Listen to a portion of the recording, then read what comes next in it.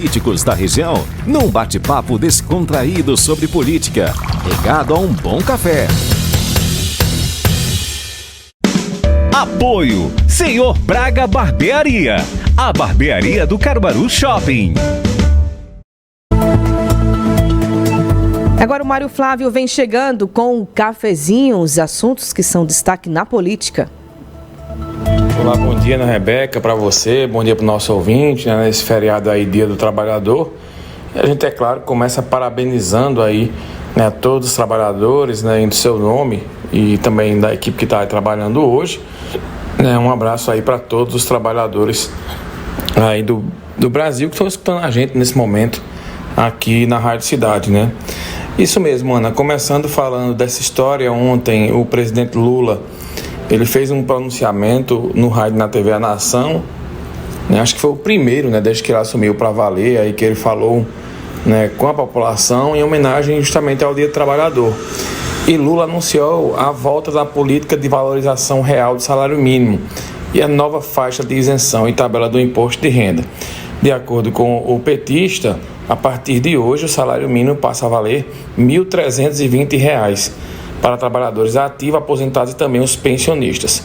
De acordo com Lula, inclusive com palavras dele, é um aumento pequeno, mas real, acima da inflação pela primeira vez depois de 6 anos, fecha aspas, aí falou o presidente no discurso dele. Nos próximos dias, né, o Lula disse que vai encaminhar ao Congresso o projeto de lei para que o salário seja atualizado e também essa mudança aí na questão da valorização do mesmo. Outra mudança que diz respeito ao salário mínimo, na fala do presidente Lula, também fez uma homenagem, né, aos trabalhadores de todas as categorias e faixas etárias, inclusive citou aí os de aplicativos, né, que vivem em pé de guerra aí com o presidente. Lembrando que o salário mínimo é referência para repasses diretos do governo federal a mais de 25 milhões de brasileiros. E aí é via aposentadoria, benefício, prestação de continuada, o conhecido BPC e seguro-desemprego, que juntos representam aí 470 bilhões de reais por ano. Esse anúncio era muito aguardado aí pelos trabalhadores, já que desde o começo do ano que existia uma expectativa com relação ao reajuste aí no salário mínimo. O presidente, o ex-presidente Jair Bolsonaro, ele fazia sempre no dia 1º de janeiro, no final do ano, e já o PT ele prefere essa mudança aí no que diz respeito ao Dia Trabalhador. Também ontem, uma situação que chamou a atenção aí na fala do presidente Lula é que começa a valer em maio a nova tabela do imposto de renda. Com isso, empregados, pensionistas e outras pessoas físicas que recebam até R$ 2.640 por mês não terão que pagar imposto de renda. Estão enquadrados aí nessa categoria mais de 13 milhões de brasileiros que serão beneficiados e não pagarão nada, nem na fonte, nem na declaração de reajuste anual.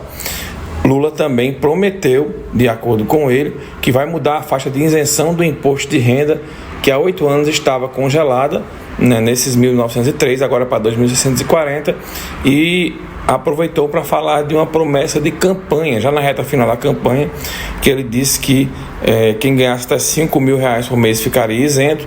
Essa promessa ainda não foi cumprida, mas o presidente Lula disse que até o final do mandato dele, ele vai conseguir bater essa meta aí de R$5.000 por mês. Lembrando que a última atualização da tabela do imposto de renda ocorreu em 2015.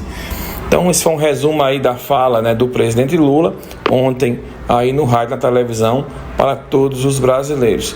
Ontem também foi um dia de movimentação para o ex-presidente Jair Bolsonaro, que pela primeira vez cumpriu uma agenda pública, né, com aquelas movimentações que ele realizava desde antes de ser eleito presidente, durante os 4 anos que passou presidente e também, né, após a eleição.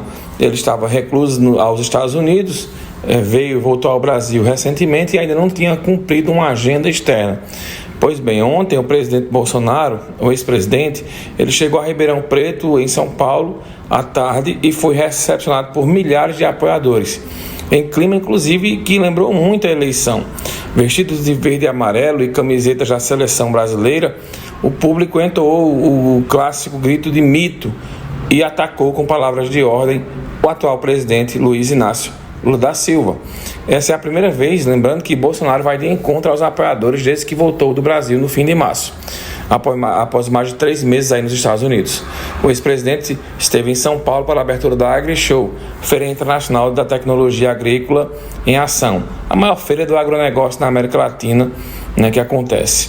A presença de Bolsonaro foi confirmada pelo PL, que afirmou que o presidente de honra da legenda, inclusive os dois, cumpriram uma agenda. Bolsonaro e o governador de São Paulo, Tarcísio de Freitas, que foi uma cria de Bolsonaro, foi o Bolsonaro que lançou ele e acabou Tarcísio sendo eleito, e ele acabou comparecendo lá com o Bolsonaro. Inclusive, essa história gerou muita polêmica, porque tinha uma agenda, inclusive, com o ministro da Agricultura, Carlos Fávaro, do PSD, na abertura do evento. Mas como Bolsonaro foi chamado também, então a situação causou um mal-estar tão grande que, inclusive, o governo federal cancelou o patrocínio do Banco do Brasil à AgriShow. O ministro, inclusive, afirmou a jornalistas de Brasília que a organização do evento queria causar constrangimento político ao adiar a participação para um dia depois da de Bolsonaro. E aí ele criticou, lembrando que o agronegócio sempre esteve ao lado de Bolsonaro, desde a pré-campanha, durante a campanha e até hoje aí é um dos apoiadores. Inclusive, o agronegócio é sempre alvo de críticas nas falas do atual presidente Luiz Inácio Lula da Silva. Para a gente fechar, Ana Rebeca e ouvintes, ontem nós tivemos a eleição para presidente do Paraguai e o candidato governista Santiago Penha foi eleito o novo presidente lá do país vizinho, consolidando o poder nas mãos do Partido Colorado, que governa o país ininterruptamente por 70 anos. Então já são 70 anos com o mesmo partido no poder no Paraguai, e ontem o Penha foi eleito com 43% dos votos, e ele derrotou o Efraim Alegre, principal opositor, que teve 27,5%. Aos 44 anos, o presidente eleito é considerado um tecnocrata de pouca experiência política. Ele estudou na Universidade de Colômbia, nos Estados Unidos, e foi ministro da Economia durante o governo de Horácio Cartes.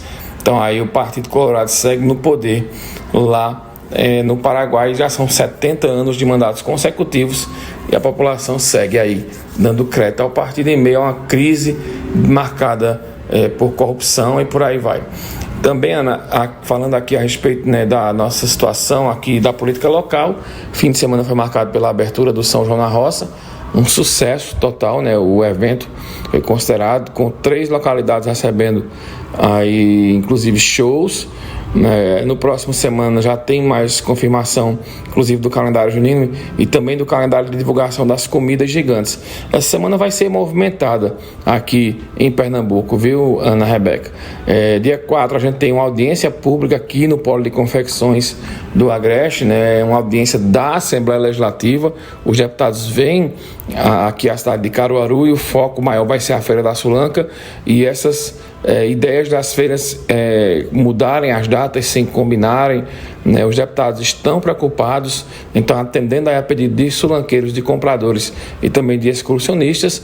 Nessa audiência pública ela vai acontecer na FIEP no próximo dia 4 e deve movimentar bastante aqui a região. Também deve ser voltado para a pauta a questão do crédito que a governadora Raquel Lira quer ter autorização da Assembleia, de mais de 3 bilhões de reais. A governadora foi pessoalmente à Assembleia levar essa documentação, mas aí os deputados retiraram da pauta, pressionando a governadora, já que tinham vários servidores da Assembleia que estavam cedidos ao governo do Estado, aliás, servidores do governo do Estado que estavam cedidos à Assembleia. A governadora mandou que eles voltassem e os deputados mandaram um recado, então Raquel teve que ceder, devolvendo aí os funcionários à Assembleia, e com isso acredito eu que na terça ou na quarta-feira esse calhamaço de projetos deve voltar aí para as mesas dos deputados, e com isso, se não nessa semana, mas mais tardar na outra, a governadora deve ter aí esse pedido liberado pelos deputados que vão votar essa situação. Então esse foi um resumo aí. Mais uma vez a gente começa a semana Hoje nós teremos a movimentação maior na cidade de Panelas com o Festival Nacional dos Jericos. Lá o prefeito Rubem montou uma grande estrutura, inclusive existe a expectativa até que a governadora Raquel compareça por lá. Lembrando que Raquel não compareceu em Caruaru nesse fim de semana, mas ela aproveitou que esteve numa reunião com os governadores e convidou a todos para participar do São João de Caruaru e chamou a atenção, porque essa reunião foi na Paraíba e todo mundo sabe que Caruaru rivaliza muito aí com a cidade de Campina Grande. Mas vai ser uma semana movimentada. Ana Rebeca passa e, claro, a gente vai trazendo tudo aqui para os nossos ouvintes, seja aqui no Jornal da Cidade, no Manhã Cidade, enfim, onde tiver notícia, onde tiver política, a gente vai estar trazendo a cobertura, tanto eu quanto o professor Marco Aurélio e toda a equipe da Rádio Cidade que cobre sempre a política. Ana, eu volto com você, um excelente feriado para todo mundo. A gente volta no Manhã Cidade para falar de política. Excelente segunda e mais uma vez parabéns aí aos trabalhadores e trabalhadoras que nos escutam agora. Bom dia. O cafezinho